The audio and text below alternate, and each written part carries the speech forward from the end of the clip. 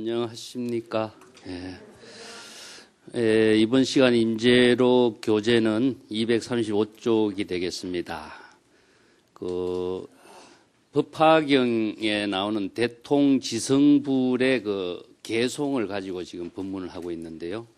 이 똑같은 개송을 가지고 무문관에도 이걸 제시하고 있습니다. 그래서 중국 선종에서는 법화경의 대통지성불의 개송이 불법을 잘못 오해할 수 있는 이런 문제점을 가지고 선생들의 안목을 점검하고 바른 불법의 지혜를 체득하도록 이 문제를 제시하고 있습니다. 이제 먼저 보겠습니다. 어떤 스님이 임재 스님에게 대통지성불 개송을 가지고 질문을 했어요. 법화경에 나오는 대통지성 부처님은 식겁이라는 긴 세월 동안 청정한 도량에 앉아서 계시는데 불법을 실현하지도 않고 불법을 낮추려고도 하지도 않고 또 불도를 완성하려고도 하지 않았다. 이것은 도대체 무슨 까닭으로 이렇게 경전에서 설법을 하고 있는 것인가? 임재 스님께서 이 경전의 내용을 자세히 좀 설법해 주십시오. 이런 법문입니다. 대통지성불이 부처님이죠. 그래서 이제 임재 스님이 이 개송을 가지고 독자적인 자신의 안목을 관심석으로 한다 이런 말인데 관심석이란 말을 씁니다. 제가 전에 가끔 이야기했습니다만은 관심석이라고 하는 경전의 해석의 방법인데요. 관심이라는 것은 실천적인 입장, 실천 수행의 입장, 실천 수행이라고 하는 것은 자기 자신이 그러한 불법의 가르침을 자신의 깨달음으로 만드는 지혜로 실행하는 입장에서 해석한다 해서 관심석이라고 합니다. 다른 모든 경전의 주석 같은 것 보면 언어를 중심으로 해서 불법의 가르침의 법을 중심으로 한 개념을 정확하게 해석하는 것이 일반적인데 선성들은 자신이 경전의 언어 그 자체는 방편의 법문이기 때문에 방편 그 자체에 목적시하는 그 자체가 또 다른 부작용을 만들어내요. 그래서 이 경전의 가르침의 방편의 법문을 자신의 지혜로 바로 깨달아 실행할 수 있는 해석을 제시하는 것이 관심석입니다. 그래서 임재의 독자적인 안목으로 경전의 법문을 실천적인 입장에서 해석하는 입장인데 경전의 내용의 의미를 임재는 어떻게 법문을 하고 있는가 이걸 한번 보겠습니다. 임재 스님이 이에 대답을 했어요. 대통이란 크게 깨달았다, 크게 통달했다라고 하는 것은 불법을 크게 깨달아 통달했다 하는 그런 의미죠. 그래서 여기서 임재는 그런 해석을 대통이라는 것은 자기 자신이다. 우리의 자기 자신이 일체 만법의 주체인과 동시에 천상천하의 유아독존의 존재죠. 그래서 항상 제가 불법의 공부는 세속에서 이야기하는 가치관의 명예나 지위나 돈이나 권력이나 이런 것으로서 불법 수행의 의미는 없어요. 일체 중생이 모두 똑같이 평등한 진여의 지혜로서 출발하는 것이기 때문에 무식한 사람이 범부가 연불을 하는 것이나 똑똑한 사람이 연불을 하는 것이나 연불을 한다라고 하는 데서는 차별이 있을 수가 없어요. 그래서 일체 중생이 모두 절대 평등의 깨달음의 경지를 이룰 수 있는 종교가 불교에서는 평등의 종교입니다. 그래서 우리가 한 마음을 구족하고 있다, 진여를 구족하고 있다는 말은 범부나 성인이나 똑같은 진여를 구족하고 있기 때문에 불교는 평등의 종교죠. 그래서 대통이라고 하는 것은 자기 자신이다. 임재는 이렇게 이야기해요. 일체의 모든 사람들이 각자 자기 자신이 바로 마음이 청정한 진여를 구족하고 있는 그 경지가 바로 대통이다. 그렇기 때문에 언제 어디서라도 어떠한 존재, 그 자기의 의식의 대상 경계로서의 존재라고 하는 것은 실체가 없다. 또 고정된 어떤 모양도 없다고 하는 사실을 통달한 것을 대통이라고 한다. 자, 여기서 불법의 대의를 통달한 입장이 대통이다 이런 이야기죠. 그래서 우리 진여 자성이 본래 일체의 차별 대상 경계, 의식의 대상 경계, 또 중생심으로 보는 모든 사물에 집착하는 모든 생각을 불법의 지혜로서 다 깨달아 통달했던 경지가 바로 깨달아 통달한 경지는 바로 대통인데 대통은 바로 자기의 진여를 이야기하고 있습니다. 우리 각자 진여에 청정한 본래, 우리 각자의 본심. 이 본심은 뭐 통하느냐? 불법에 통달했을 뿐만 아니라 일체 만법과 하나된 경지를 대통이라고 한다. 이제는 이렇게 해석을 하는 거죠. 사실상 그거 말고는 해석에 여기에 대한 바른 해석이라는 것은 어느 문자의 해석이라는 것은 다양할 수가 있지만 어느 문자의 해석을 아무리 잘한다고 할지라도 그 어느 문자가 자기 자신을 깨달음으로 만드는 힘으로 작용하는 힘이 없으면은 우리는 어느 문자에 속박돼서 자기가 또 다른 업을 짓게 돼 있어요. 그래서 이 관심석이라고 하는 것은 실천적인 입장에서 이 깨달음으로 실행하는 해석적인 법문을 하는 겁니다. 자, 두 번째는 지성이란 어떤 것이냐 하면은 어느 곳에서라도 의심하는 일이었고 하나의 존재라고 하는 것도 얻은 것이 없음을 지성이라고 한다. 여기서 하나의 존재라고 하는 것은 무엇이냐 하면 불교에서는 모든 법은 항상 우리가 안입이 설신이라고 이야기하죠. 의의 의식의 대상은 법입니다.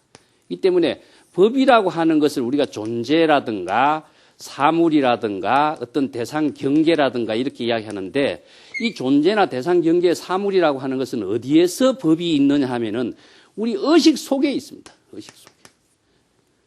근데 보통 보면 눈에 보이는 대상 경계가 눈에 보이는 것으로 있는데 왜 의식 속에 있느냐 이것이 이해가 안 되죠. 여기 이제 불교 공부를 좀 해야 본질적인 의식의 세계 속에 존재하고 있는 법을 알게 돼요. 그래서 우리가 일체 유심조란 말 많이 들어서 알고 모든 만법은 의식 속에 있다. 마음이 모든 법을 만들어내고 있다. 법을 만들어내는 주체는 마음이다. 이런 말을 많이 들었죠. 그래서 우리가 법이라고 하는 것은 모든 눈에 보이는 거, 안입이 설신이 또 의식 속에 존재하는 모든 것은 실제로 존재하는 것이지만은 존재하는 것을 우리가 존재하는 것으로 인식하는 것은 의식밖에 없습니다.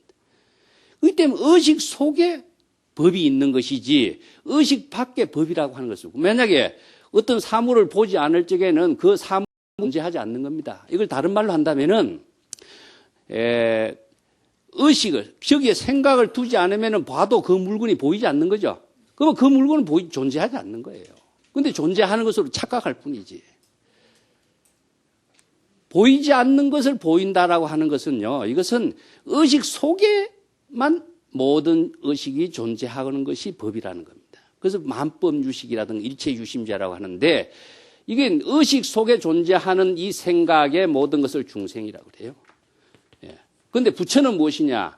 의식과 대상 경계라고 하는 것이 차별적인 경계가 없어요. 그렇기 때문에 지성이라는 것은 뛰어난 지혜를 작용하는 입장에서 지혜는 진여 본심에서 지혜가 작용할 때는 의식의 대상 경계의 모든 사물이 없어요. 의식의 대상 경계로 모든 사물을 보고 있는 것은 중생은 대상 경계에 집착하게 되고 그것을 얻으려고 하고 구하려고 하는 차별 분별심을 익히고 좋고 나쁘고 하는 생각 속에서 자신의 본심을 잃어버리고 중생심으로서 경계에 집착돼서 업을 짓는 중생이 되는 거죠. 그래서 지성, 뛰어난 지혜의 작용이라는 것은 의식의 대상 경계가 다 초월된 경제라는 사실을 깨달아 아는 것을 지성이라고 한다.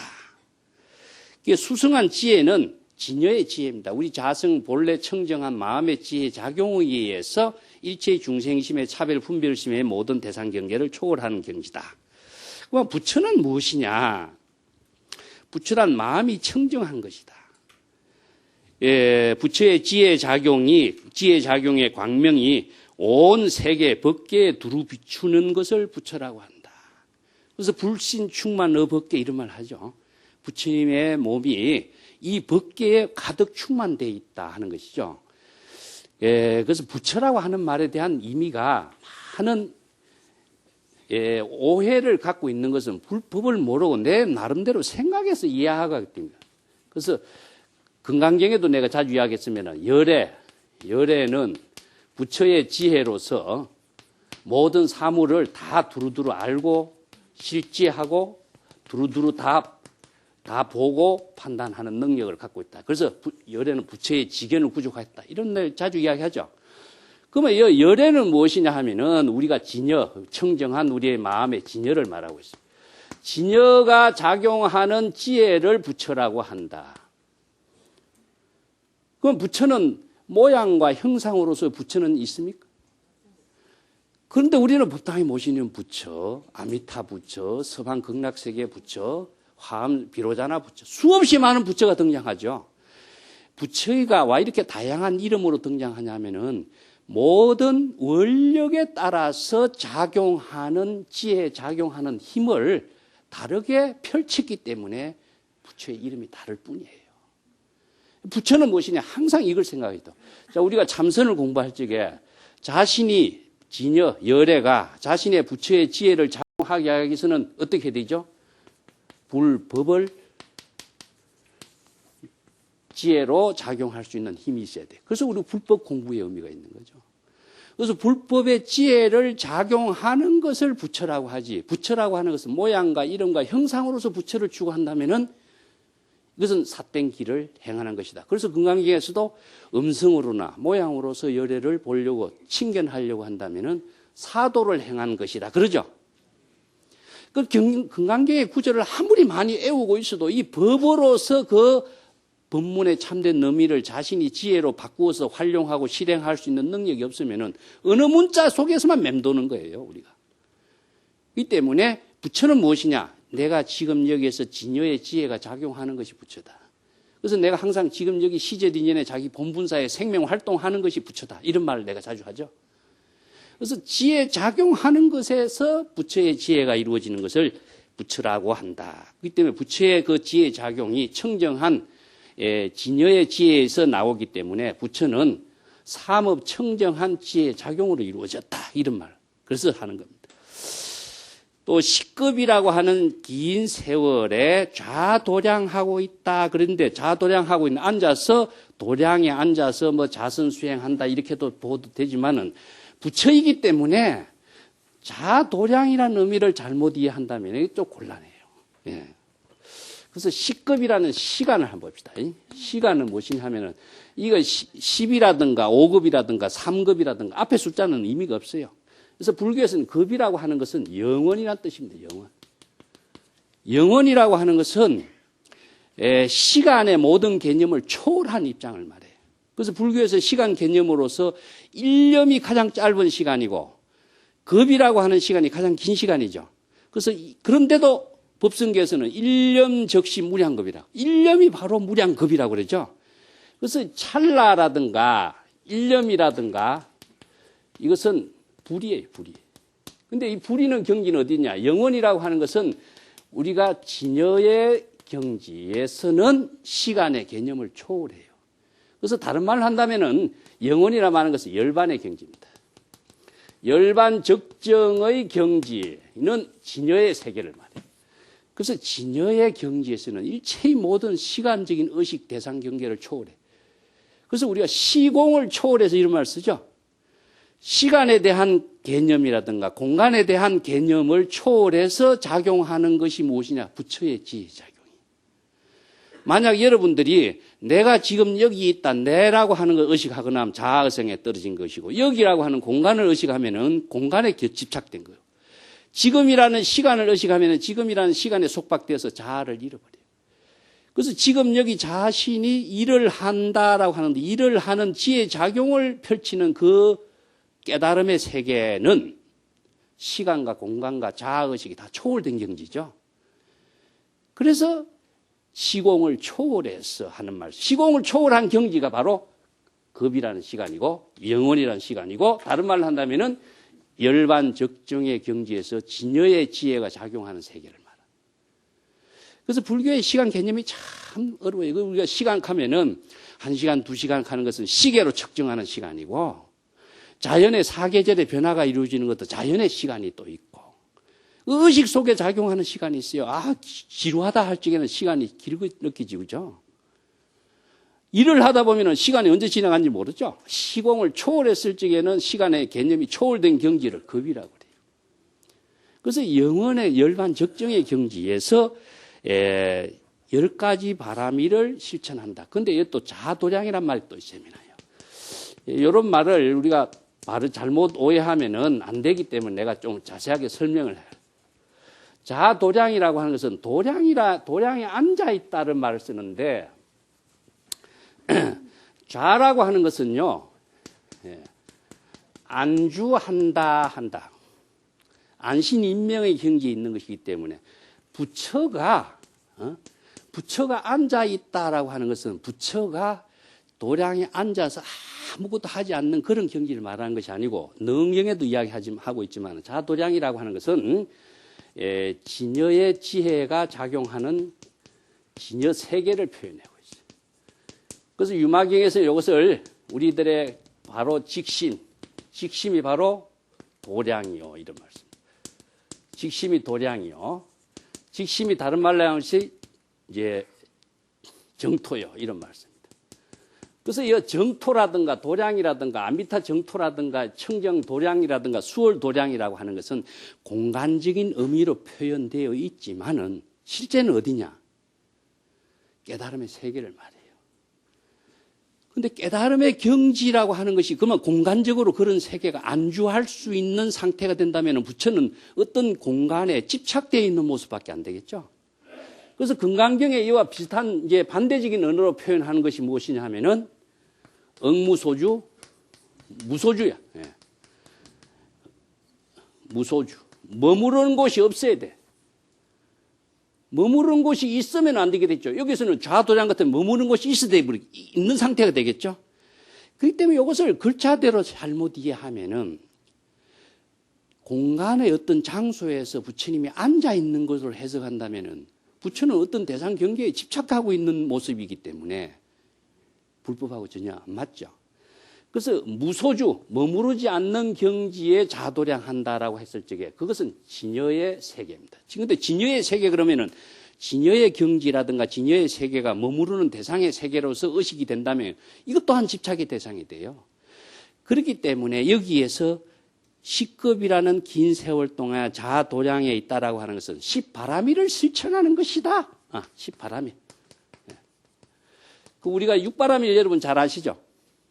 육바라밀은 보살행을 실천하는 육바라밀이고, 또 화엄경에서 십바라밀이라고 하는 것은 여기에다가 육바라밀에다가 네 가지를 더 보태요. 하나는 무엇이냐? 방편, 그 다음에 지, 그 다음에 힘, 원력, 이 네 가지를 더 보태서 부처가 작용하는 것을 네 가지를 더 보태.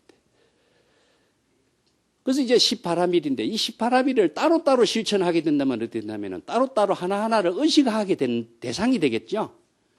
그래서 계율 조목을 수없이 많은 계율 조목을 하나하나 의식하면은 계율 조목에 속박돼 버려요.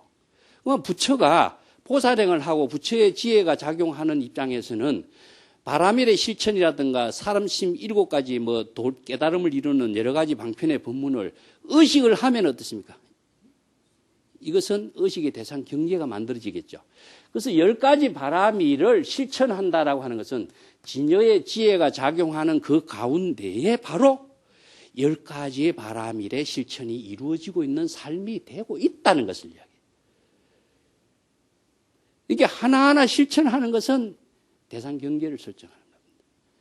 이 때문에 일념적시 무량급이라든가 시간 공간이라든가 이것이 바로 지혜 작용을 통해서 십바라밀의 실천, 보살도의 모든 삶이 부처의 지혜 작용 속에 함께 다 이루어지고 있는 모습을 이렇게 하고 설명하고 있어요.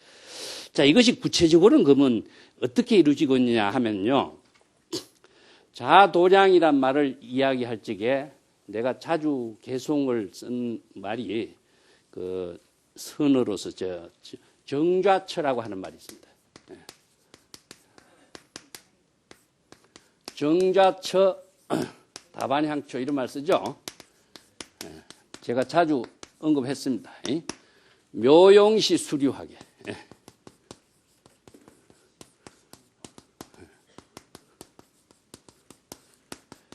요 수류하게 하고 다반향초는 무엇이냐면은 정자처가 자도량의 세계입니다. 그래서 정자처는 어떤 경지냐? 우리의 본래 진여의 중생심에서 초월해서 불심의 견성의 입장을 정자치라고 하고, 묘용시라고 하는 것은 성불의 입장이라고 보면 돼요.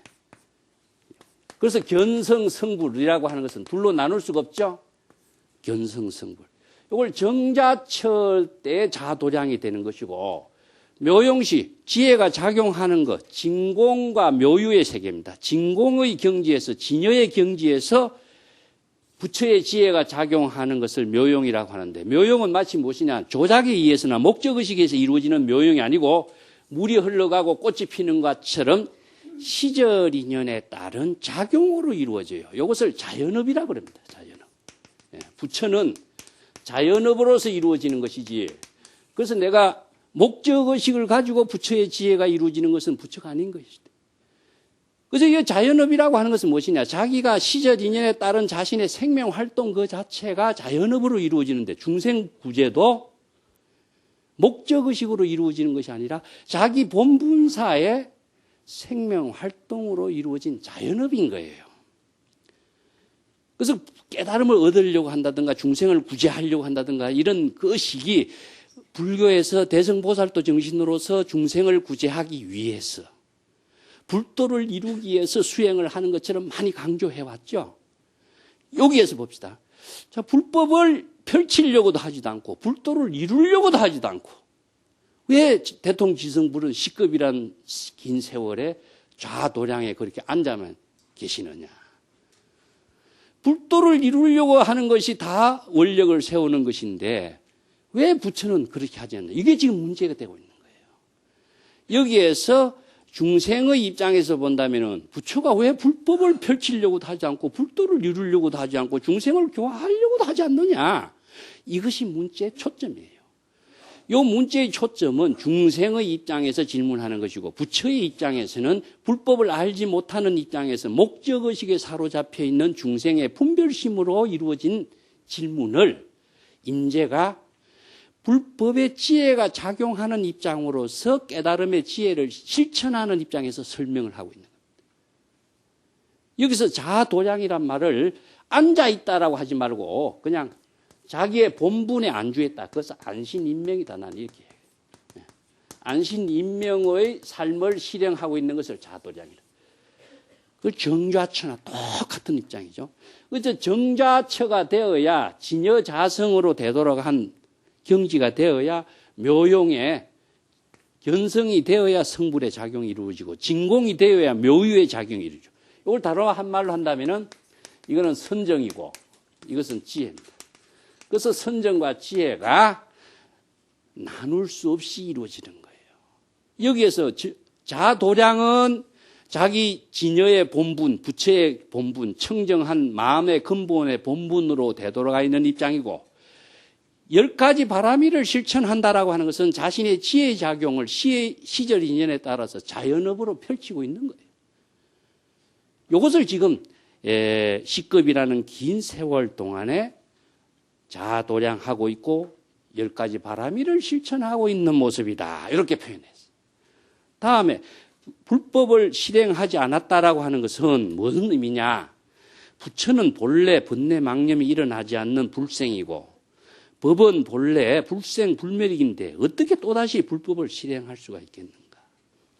불법을 실행하려고 하는 것 자체가 무엇이죠? 중생의 입장에서 목적의식을 지향하는 거죠. 목적의식을 지향하는 것은 부처는 목적의식을 지향하는 업을 짓는 중생이 아니에요. 그래서 부처는 자신의 본분사의 생명활동을 실행하고 있는 것이 바로 불법을 현전하는 겁니다. 불법을 현전하고 있는 것, 중생을 구제하고 있는 것, 지금 여기 자신의 시절 인연의 모든 일을 하는 것 자체가 자연업으로 이루어져 있다. 자연업으로 이루어졌다는 것은 조작이 없다는 뜻입니다. 조작. 조작이 없고 자기성이 없고 어떤 목적의식이 없고 그래서 내가 항상 누구를 위해서 사는 사고는 불법의 정신이 아니다. 내가 그 이야기를 자주 하겠죠. 그래서 부처의 지혜작용은 자신의 본분사의 생명활동으로서 자연업으로 이루어지는 삶을 실현하는 것이기 때문에 대통지성불도 불법을 현전하려고 하지 않는 것이다. 그리고 또 하나 불도를 완성하지도 않았다고 하는 것은 본래 부처이기 때문에 또다시 부처가 되려고 하는 필요가 없는 거죠. 본래 부처가 되려고 하는 것 자체 이거 어리석은 불법을 알지 못하는 사람입니다. 이 목적의식적인 사고죠. 그래서 우리가 중생들을 어리석음을 어떻게 비유하고 있느냐 하면은 우리 모든 중생이 모두 다 진여를 구족하고 있습니다. 진여. 진여의 지혜를 구족하고 있는데 이 진여지는 불법을 작용하는 힘을 진여지라고 그래요. 그 불법을 알지 못하기 때문에 이 불법을 알지 못하는 무지무명 때문에 자신이 구족된 진여지가 있는지를 없는지를 모르고 진여지를 어떻게 펼칠지를 몰라. 이런 모습을 중생이라고 하는데 다른 말로 비유한다면 병정동자가 레구와 불을 구한다. 병정동자가 불을 구하는 것 같아요. 병정동자도 불이에요. 또 다른 말로 한다면은 소를 타고 기우묘구란 말입니다. 소를 타고서 소를 찾아 헤매고 있는 모습에다 비유한. 우리 본래 진여의 지혜가 다 구족되어 있는데 자신이 불법을 통해서 진여의 지혜를 작용하도록 하는 것을 다른 데서 구해 얻으려고 하는 모습을 말해요. 다른 사람에게서 찾아 얻으려고 하는 거죠. 이런 어리석음을 이렇게 비유하는 거예요. 그래서 불법을 바른 지혜를 구족하면은 불도를 이루려고 하는 목적의식, 불법을 현전 실행하려고 하는 목적의식, 이런 목적의식 위에서 전부 다 벗어나서 자기 본분에 구족되어 있는 진여의 지혜를 시제인연에 따라서 작용하는 능력을 갖추게 되는 것이다. 이 때문에 자기 본분사의 지혜 작용 그 자체가 바로 지금 여기에서 시급 영원의 시간에, 즉 다른 말 한다면 영원의 지금입니다. 영원의 지금. 우리가 시간이라는 것을 우리가 중생심으로 나누어서 영원이다, 찰나다 이렇게 나누었지만 우리의 진여의 지혜가 작용하고 있는 우리 본분의 입장에서 본다면은 영원의 지금 속에서 우리들의 삶은 실행되고 있던 거거든요. 그 경지를 시급이라는 세월을 시간적인 의미로 표현하고 있습니다. 그 아미타 부처님이 서방의 10만억 국토를 지나서 아미타 부처님이 있다. 그래서 서방의 10만억 국토가 실제로 존재하는 세계냐 하면은 시방 법계라고 하는 가운데에 시방 법계라고 하는 가운데 10만억 국토도 들어있는 거지. 시방 법계를 벗어나서 10만억 국토가 있는 거 아니죠. 그러면 시방 법계는 어디죠? 예? 우리의 마음이에요. 그래서 우리의 마음의 작용을 법계라고 이야기하는데 이 법계를 떠나서 10만억 국토를 지나서 정토 아미타 부처님의 극락세계가 있다라고 한다면은 그것이 유상의 존재의 국토라고 생각하는 것은 불법을 모르는 사람이에요. 법계라고 하는 것은 우리 일심의 작용을 법계라고 합니다. 그래서 일심 법계, 법계 평등, 평등 일상 이런 말로 표현하는데 그래서 아무리 서방 극락 중토가 10만억 국토를 멀리 있다고 해도 우리 법계를 벗어난 세계 속에서 있는 국토가 아니에요. 그렇기 때문에 청정한 우리들의 직심의 세계가 바로 정토의 세계인 거다. 뒷장 넘어가겠습니다. 그 옛사람도 부처는 항상 세간에 있으면서 세간의 모든 것에 물들지 않는다고 말하지 않았느냐. 자, 이 말이 무엇이냐 하면은요, 유마경에 있는 유명한 말이죠. 예, 부처라고 하는 것은 부처는 세간을 떠나서 부처가 존재하는 의미는 없어요. 그래서 부처는 부처가 지혜가 작용하는 것을 부처라고 하기 때문에 부처라고 하는 이 말 자체는 중생에 대한 하나의 방편적인 언어로 붙인 이름일 뿐입니다. 이게 불심의 지혜가 작용하는 것이 부처고 업을 짓는 것을 중생이라고 해요. 그래서 이 부처나 중생은 한 마음에 의해서 부처가 되느냐, 중생이 되느냐 하는 것이죠. 그래서 이제 한 마음의 작용을 불법을 알면은 불법을 알아서 진여의 지혜가 작용하는 힘을 구족하면 부처가 되고 불법을 알지 못하는 무명의 중생은 무엇이냐 하면은 업을 짓는 것이다. 그래서 부처는 다른 말로 한다면은 청정한 삶이 되는 것을 부처라고 하고 중생은 청정하지 못하고 업을 짓는 중생을 중생이라고 한다. 그래서 한 마음의 작용에 따라 달라요. 내가 다른 비유를 했으면은 일심의 작용이 불법을 알고 지혜가 작용하고 청정한 깨달음의 삶을 실현하면 부처고 그 불법을 알지 못하고 미혹에 떨어져서 방향 잃었고 방법을 모르고 업을 짓는 것은 중생인데, 이것은 마치 탄소가 법의 체계에 잘 맞춰서 다이아몬드가 되면은 금강석이 되고, 똑같은 탄소가 그냥 무질서하게 중층적으로 쌓여 있기만 하면은 이것은 흑연하고 석탄밖에 안 된다. 똑같습니다. 이 때문에 마음 작용에 의해서, 마음의 지혜를 작용하는 힘에 의해서 부처가 되고, 그 힘이 없으면 중생이 되는 거예요. 그래서 우리가 불법 공부라고 하는 것은 우리가 잠시라도 마음 작용이 정지된 상태는 없는데, 마음 작용이 지혜로 작용하게 하는 힘을 쓸 수 있는 능력을 구족하기 위해서 우리가 불법 공부하는 의미라고 하셔야 돼요. 그것이 바로 부처로서의 지혜로운 삶을 사는 것이다. 그렇기 때문에 이 불법 공부의 모든 지혜와 능력이 어디에서 이루어지냐 하면요, 부처가 중생의 세계에서의 부처의 존재 의미가 있어요. 부처의 세계에서의 부처의 존재 의미는 없는 거죠. 그래서 상대적인 방편의 언어이기 때문에. 그래서 세간에 있으면서 세간의 중생과 함께 하면서 지혜를 작용하는 것이 무엇이냐. 이걸 철염상정이라고 그래요. 유마경에 유명한 나오죠. 철염상정을 뭐에다 비유하냐면 연꽃에다가 비유해서 이런 말을 쓰고 있습니다. 항상 세간에, 이것은 처염이라는 것은 세간을 말하고, 세간은 중생의 세계이기 때문에 항상 중생의 번뇌 망념으로 오염되어서 살고 있는 세계를, 오염된 세계, 이걸 진흙의 세계라고, 진흙탕의 세계라고 그래요. 진흙탕에서 연꽃이 피는 것과 같다.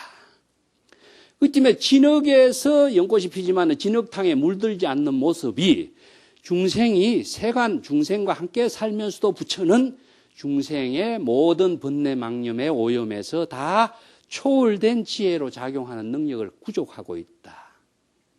이게 이제 세간에 있으면서 세간의 모든 것에 법에 물들지 않는다, 이런 말 썼는데, 이것은 다른 말로 한다면요, 금강경의 구절 여러분 많이 알고 있으니까 금강경 구절 알죠.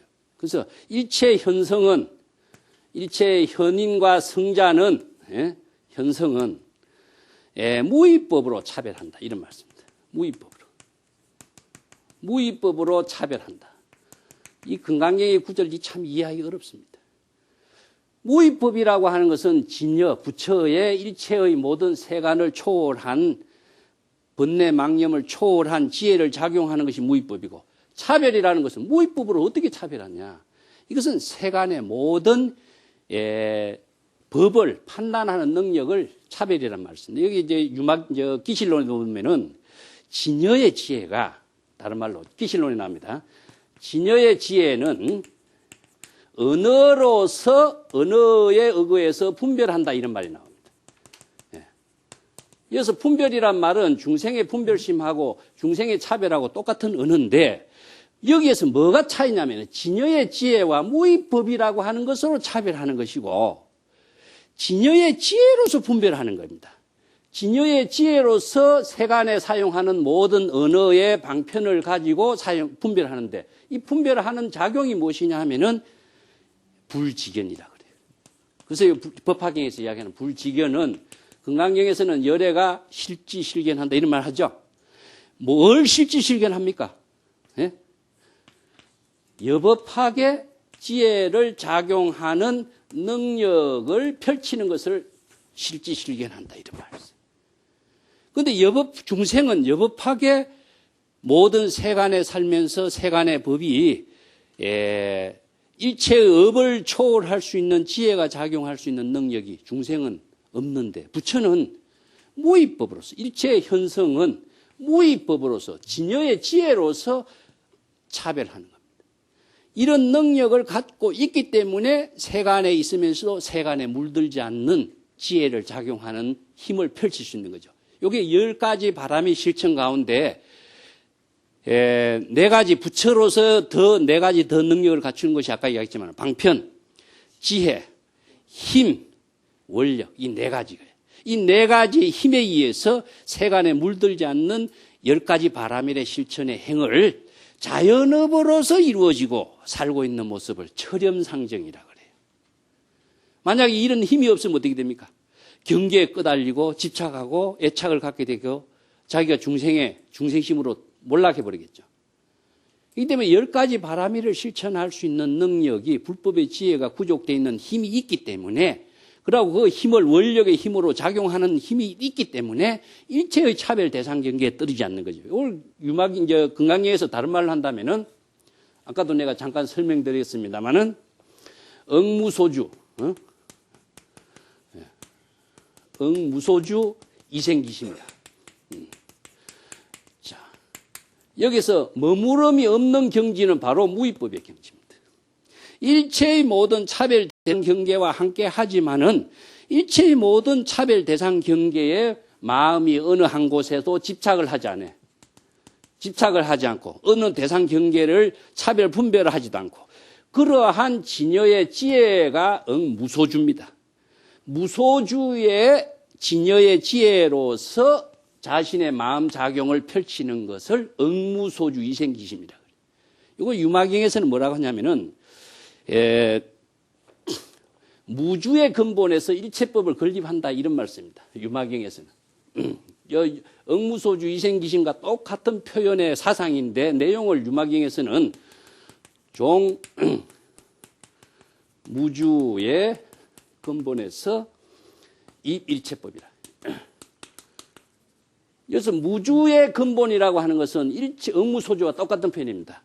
일체의 차별 대상 경계에 살면서도 일체의 차별 대상 경계에 사량 분별 대상 경계에 집착하지 않는 진여의 지혜로서, 이런 말이에요. 진여의 지혜로서. 그래서 무주의 근본이 바로 진여의 지혜를 말합니다. 진여의 지혜로서 일체의 모든 법을 건립한다 하는 것은, 일체의 모든 법이라고 하는 것은 지금 여기 시절의 인연에 따른 자신의 본분사의 생명활동을, 자신의 지혜작용을, 불법을 건립한다, 이런 말씀이에요. 건립이라고 하는 것은요, 다른 말로 하는데도 창조와 같은 의미입니다. 자기 삶을 창조해 가는 것이다. 남의 삶을 모방하는 것이 아니고 흉내내는 것이 아니고 자신의 진여의 지혜, 근본적인 자신의 창조적인 지혜로 자신의 시절 인연에 따른 자신의 삶을 창조하는 것을 건립이라고 그래요. 그래서 안신인명이라든가 임재가 앞에서 이야기했지, 수처작주요 입처계진이란 말 하죠. 입처계진이라는 것은 모든 진실된 깨달음의 지혜로운 삶으로서 자기 자신을 건립하는 능력을 수처작주가 돼야 돼. 자신이 일체의 어떤 차별 대상 경계에 걸림없는 능력을 구족해야만이 가능해. 자신이 그런 지혜를 작용할 수 있는 원력의 힘을 펼칠 수 있는 능력이 없는 사람은 대상 경계에 보면 끄달려버려요. 그래서 자신의 지혜로 자신의 삶을 건립할 수가 없어요. 이것을 전체적인 말로 종합한다면은, 자, 선에서는 이걸 내가 지금이라는 시간 아까 영혼이라고 그랬죠?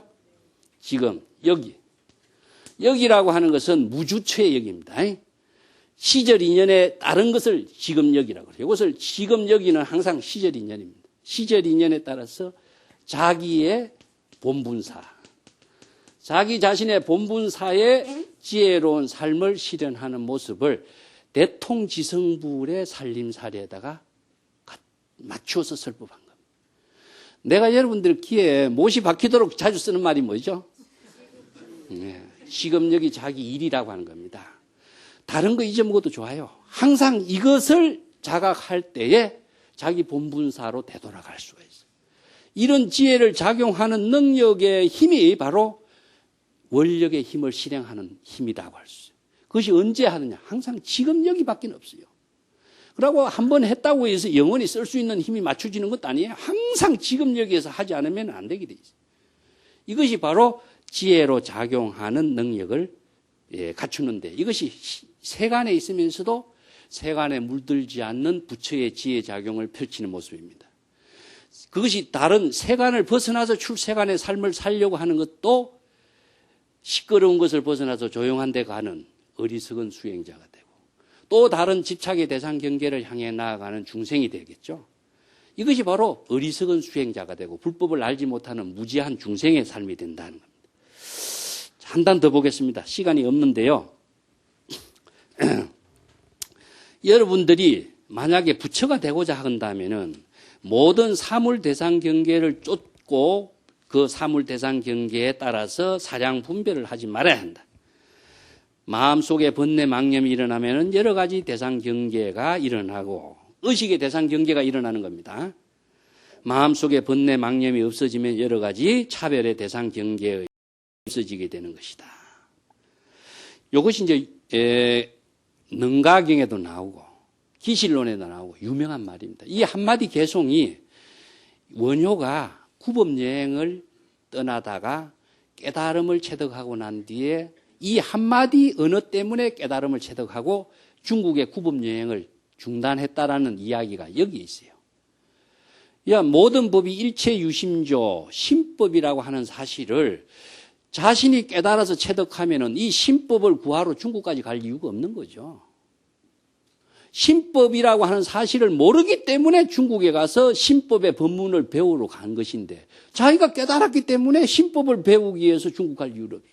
그 달마 대사가 중국에 온 의미가 무엇이냐? 일심의 법을 전하기 위해서 왔다 이 한마디예요. 중국 사람들은 불법이 전해 오기 전에는 경전에서 다양한 가르침의 법문은 있었지만은 일심의 법을 쓰고 일심의 법을 깨달아서 일심의 법을 작용하는 법을 몰랐다. 그래서 중국의 선에서 일심의 법을 깨달아서 일심의 법으로 자신의 삶을 건립하는 능력을 가르치기 위해서 왔다. 이런 말. 그래서 일심의 법이라고 하는 게 신법입니다. 그래서 모든 법은 우리가 법이란 말을 불교에서 이야기하는데 여러 가지 해석이 있습니다만은 심은 주체고 법은 대상입니다. 주, 객 이렇게 봅니다. 반야신경을 공부하면서 가장 어려운 것이 무엇이냐면은 무안입이 설신이 색성양 미촉법 이런 말이 나오는데 안입이 설신이도 없고 색성양 미촉법이 없다. 이게 없는 것이 무슨 법이냐. 이게 없는 법을 바르게 집착의 대상 경계를 바르게 비우고 진여의 지혜가 작용하는 법을 이렇게 설해놨는데 그래서 법이라고 하는 것은 의식의 대상입니다. 그럼 의식의 주체죠. 자기의 마음이. 그래서 마음으로 모든 사물에 대해서 사량 분별하는 대상 경계가 다 법이에요. 그래서 마음이 일체 법을 만드는 주체다. 그래서 일체 유심조 이런 말. 여기서 일체가 유심조, 오직 일체의 모든 것을 마음이 만들어낸다 이런 말 환경에서 이야기합니다.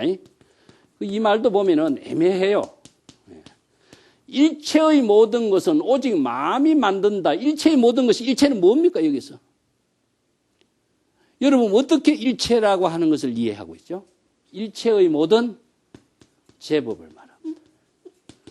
더 자세하게 설명하려면은 일체의 모든 법은 다 마음에서 만든 것이다. 이렇게 해주면 조금 더 자세한 설명이 되는데 경전에서는 일체의 모든 법은 마음에서, 일체의 모든 것은 마음에서 만든다.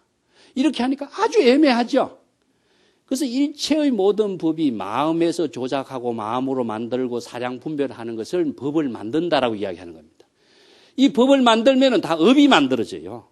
그래서 법이 안 만들어지도록 하는 지혜를 알아야 불법을 통해서 자신이 청정하고 삼업 청정한 보살도를 실행하는 능력을 갖춰요. 이 때문에 불법이 만들어지지 않도록 하는 지혜가 선에서 제시하고 있는 실천적인 법문이라는 점입니다. 그래서 이 문제는 다음 단하고 연결되어 있기 때문에 또 다음 시간에 이것을 자세하게 구체적으로 설명을 다시 하도록 하겠습니다. 오늘은 시간이 돼서 이것으로 마치겠습니다. 감사합니다.